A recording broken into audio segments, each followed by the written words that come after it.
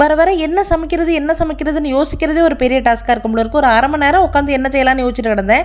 அதுக்கப்புறம் நேராக ஃப்ரிட்ஜை போய் பார்த்தேன். காய்கறி வந்து உருளைக்கிழங்கு, கத்திரிக்காய், முருங்கைக்காலாம் இருந்துச்சு. சரி இன்றைக்கி இதை வச்சு ஒரு முட்டை குழம்பு பண்ணிடலாம் அப்படின்னு முட்டை குழம்புக்கு தான் ரெடி பண்ணியிருந்தேன்.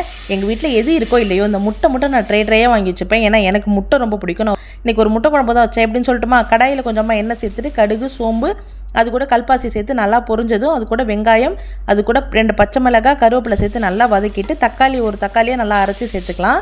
நல்லா வதங்கினதுக்கப்புறம் இது கூட 1 ஸ்பூன் அளவுக்கு தனி மிளகாய் தூள் சேர்த்துட்டு நல்லா வதக்கிட்டு ஒரு முட்டையை உடச்சி ஊற்றி நல்லா பொரிச்சிக்கலாம்.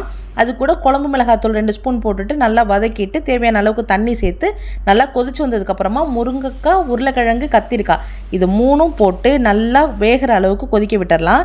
நல்லா இது வெந்து வந்ததுக்கப்புறமா கொஞ்சமாக தேங்காய் அரைச்சி இது கூட சேர்த்துட்டு நல்லா கொதிச்சதுக்கப்புறம் இந்த டைமில் தட்டி வச்சுருக்க 4 பூண்டு பல்லியை சேர்த்துட்டு நம்ம வேக வச்சு எடுத்து வச்சுருக்க முட்டையில் கீரல் போட்டு அதையும் இது கூட சேர்த்தா சூப்பரான முட்டை குழம்பு ரெடி.